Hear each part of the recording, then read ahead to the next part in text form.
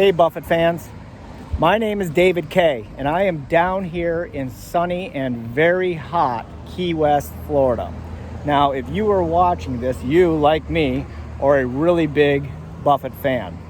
Well, as we all know, Jimmy has a direct correlation with his music and his lifestyle and his life for that matter, which directly correlates with the history of Key West.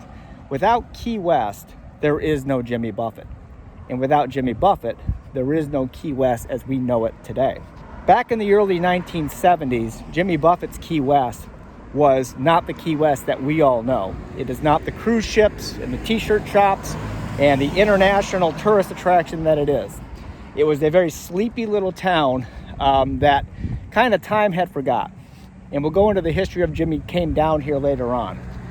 But Key West has grown over the years. And there are still remnants of the Key West that Jimmy Buffett knew. Many of the locations are gone. Some of them are still around.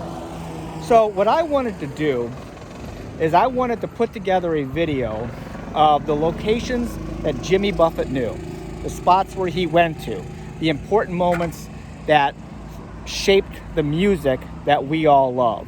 The thing that I always love about Jimmy Buffett is, yes, we've all done the concerts. I'm a veteran of about 23 of them. There might be an extra one or two in there. I don't quite remember. But there's about the concerts are fun. Buying all the material goods, all that stuff is fun. But to me, it's always been about the music. And his best music that he ever wrote was his early days down here in Key West, Florida. Who was he writing about? Where were the places that he was going? These are the things that always fascinated me. I've been coming down to Key West for 25 plus years. And over these 25 plus years, I've had the opportunity to visit a lot of these sites, do a lot of research on these, and I wanted to put it down and share it with everybody else. So, I have put together a top 10 list of the Jimmy Buffett sites here in Key West, Florida. Now, a disclaimer. You will not see me sitting at the Margaritaville Cafe eating a cheeseburger in paradise. Oh no, this is a deep dive. This is for the old school Buffett fans as well as the new fans alike that want to see where Jimmy Buffett became who he is today. So we're going to do a deep dive into a lot of these locations, and we're going to do a top 10 list, and we're going to take you here in Key West, and we're going to show you how Jimmy Buffett became Jimmy Buffett. Stick around. All right, so number 10 on this list is Jimmy Buffett's 1990s home.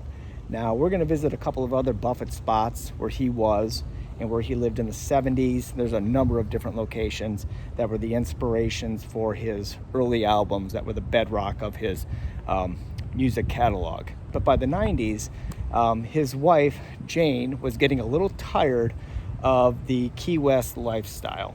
So she wanted a better location to raise their kids. So they moved out of the Old Town area and down here onto Sunrise Drive. 3624 Sunrise Drive is where they moved. And they lived here for most of the 90s. I believe that they bought it in the late 80s into the early 90s when they lived here. And eventually they moved up to where they are now, which is in the Palm Beach area of mainland Florida. So the interesting thing about this location is he raised all three of his kids here, at least partially. And there's a great song that came out of this location. It is located on a canal. And if you all remember the story, in the early 1990s, a series of immigrants from Cuba that were leaving Cuba by raft eventually got up here, and they happened to land at the canal in front of Jimmy Buffett's house. So imagine you are Cubans fleeing that country on a raft, getting to the U.S., and where do you wind up? Jimmy Buffett's house. It was a great story. So this is the location right here.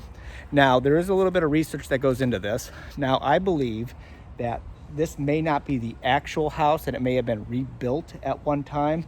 Not quite sure. With a number of these issues, if anybody has better knowledge, please leave it in the comment section. But this was the location of Jimmy Buffett's 90s house.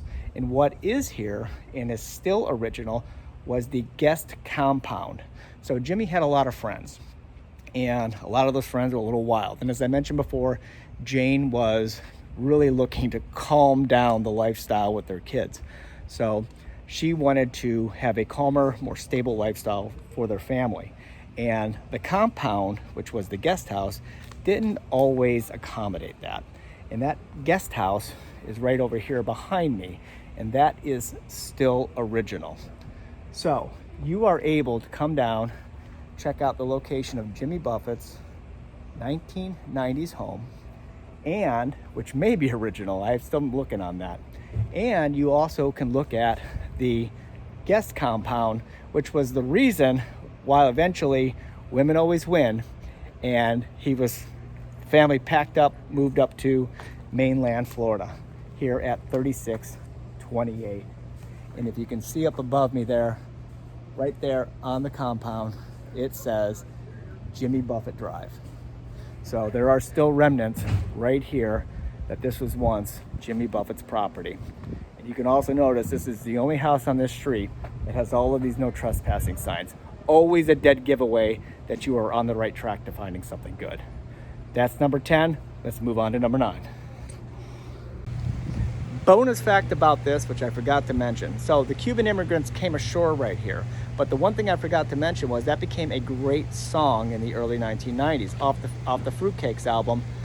Everybody's Got a Cousin in Miami was the inspiration for that song, was the canal with the Cubans landing right here. Bonus fact. Okay, so here we are. Our next stop is the original Margaritaville Store, right down here on Duval Street. Oh, wait, hold on. Is this the original Margaritaville Store? Let's go find the original Margaritaville Store. It ain't this one.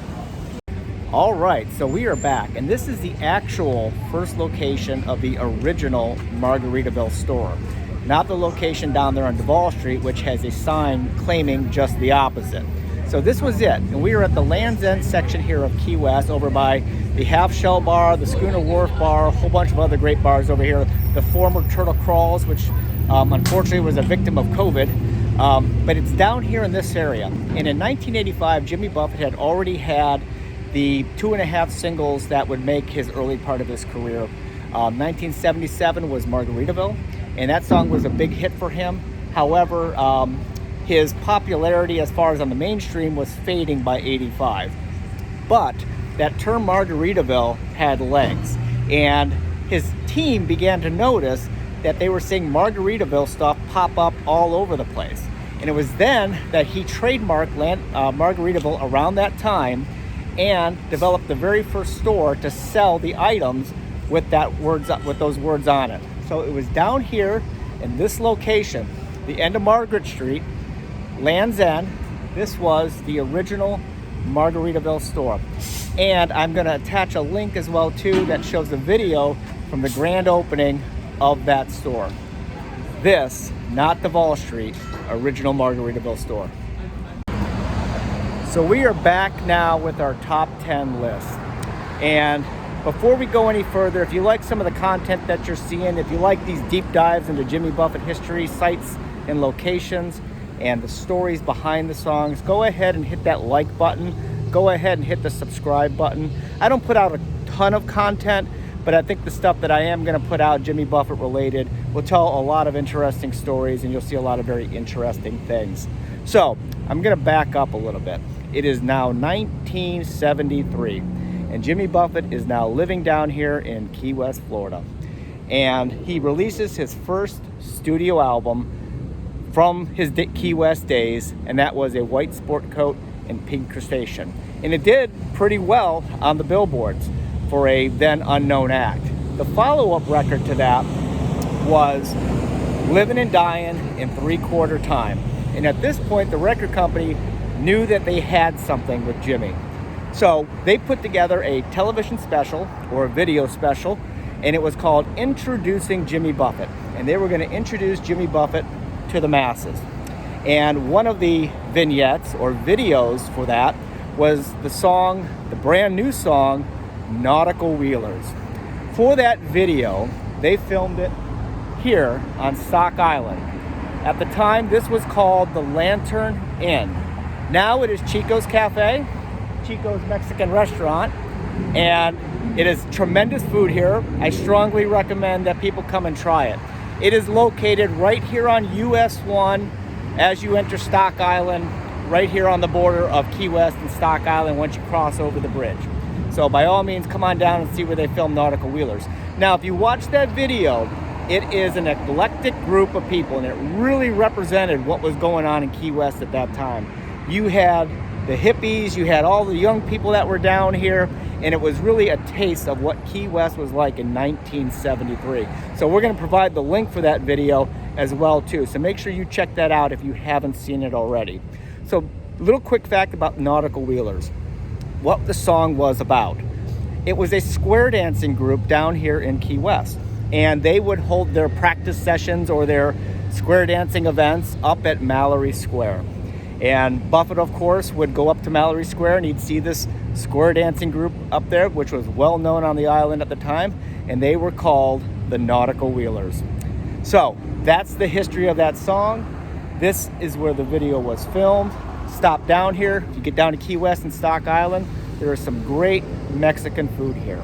And again, remember to hit the subscribe and the like button if you're liking your content that you're getting so far. So let's go see another spot on the top 10 list. Okay, so the next one on our list is right here. Now, in the early 1970s, Buffett and his crew spent a lot of time down here on Duval Street, in particular, this bar right here. It is today the Red Garter Saloon. But back in the early to mid 70s, it was called the Old Anchor Inn. And this place was notorious for some of the behavior that took place. It was so bad that the city passed an ordinance that the owners, the MacArthurs, had to install a fence here in the front to keep the drunks from spilling out onto the seats. There are a lot of stories of puddles of piss in the bathroom, the same songs being played on the jukebox all hours of the day. The place was open almost 24 hours or darn close to it. It was a tough place to be. Now, the other thing about this place, it was also called the Snake Pit. So it was called the Snake Pit, and this song is referenced in Jimmy Buffett's "My Head Hurts, My Feet Stink, and I Don't Love Jesus," when he says, went down to the Snake Pit to drink a little beer. Listen to the jukebox, oh, it's coming in clear. We know what the next lyric is, but let's not get ahead of ourselves on this list. So we're gonna go take a walk over to here and get a little bit closer. Now, this is one of those that I'm pretty sure they're not going to let me walk in and film, being that it's a gentleman's club. But one thing I really like about this location is they have paid homage to the Jimmy Buffett link to the past here.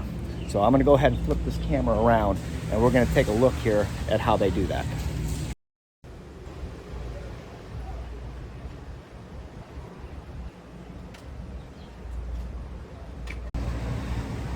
Now, the other thing about this location is it also had one other great lyric that came out of it. Allegedly written on the bathroom walls in here, which inspired a lyric from Jimmy, was, "Life and ink, they run out at the same time. So said my old friend the squid." And that was written on the bathroom walls in here. And he used that in the song, "If I Could Just Get It on Paper," which appeared on the Coconut Telegraph album. So, the Red Garter Saloon, Jimmy Buffett and his crew used to be here all the time. This place was notorious. It's good to see some things never change. It's probably still notorious. Let's go on to the next one. I think you can guess what it's gonna be. All right, so having just done the Old Anchor Inn, AKA the Snake Pit, you knew this was gonna be next on the list. Faustos Food Palace. Almost 100 years now they've been in business. And if we know the lyrics to the song, went down to the Snake Pit to drink a little beer, listen to the jukebox coming in clear. That was where we just were. The next set of lyrics was, went down to Faustos to get some chocolate milk, can't spend my life in your sheets of silk. So, we're gonna live our life like a song. We're going to get some chocolate milk. Come with me. We are in Faustos. So, I am on a mission for some chocolate milk and maybe a Darvon for my head.